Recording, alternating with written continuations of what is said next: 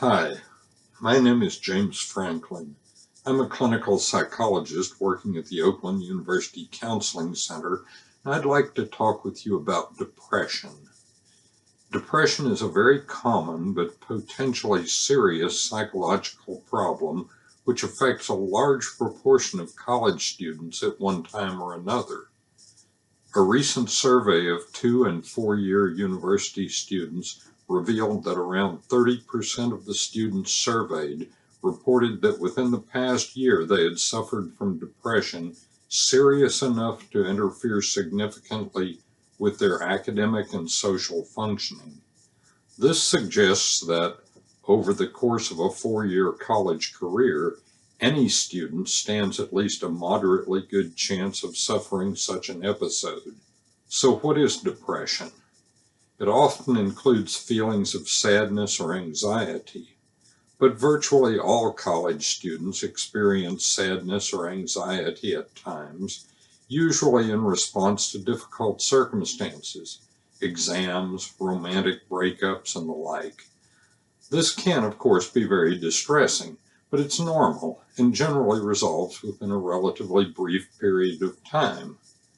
Depression is different and may or may not be in response to challenging circumstances.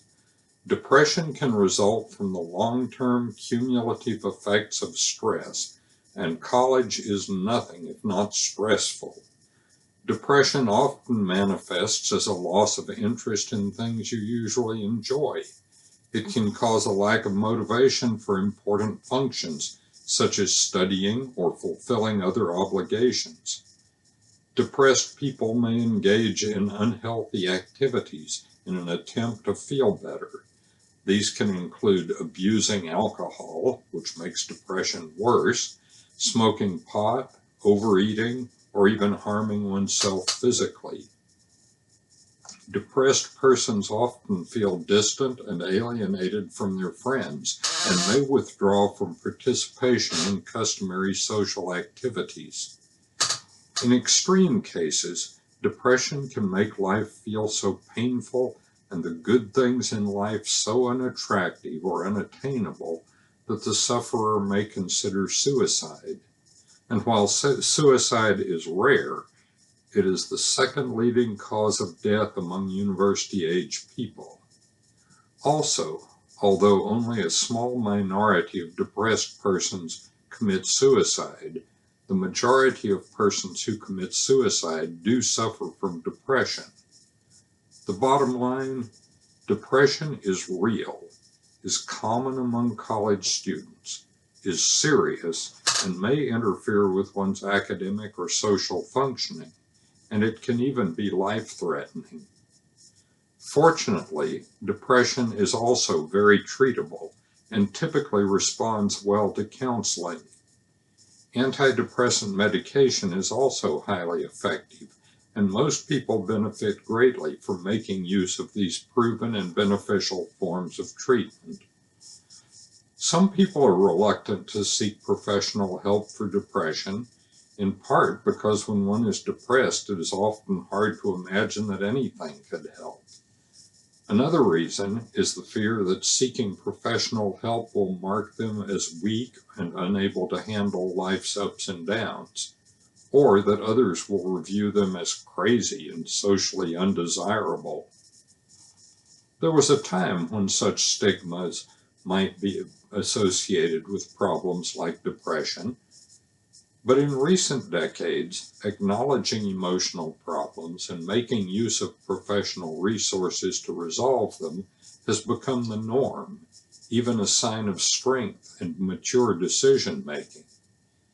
Now professional athletes and other celebrities openly discuss the challenges they've faced and credit professional help with their success in overcoming those obstacles and achieving their goals. The experienced mental health professionals at the Oakland University Counseling Center know that college life, especially now, presents unique challenges capable of triggering depression or other emotional problems in anyone. We want you to know that we are there for you to provide appropriate and effective state-of-the-art treatment. if you would like to make use of our services. By the way, some people express concern regarding the privacy of matters they discuss with a therapist. Simply stated, state and federal law, as well as the ethics of our profession, require that information discussed in therapy is protected by the highest standards of confidentiality. And although we are employed by Oakland University, not even the dean or the president or your coach or your parents has access to your information without your written permission. We hope that you will not hesitate to take advantage of these services. Your first 6 sessions of counseling are free of charge, and subsequent sessions are $12 each. So let us help you succeed in your Oakland University career, and don't allow depression to undermine your dreams.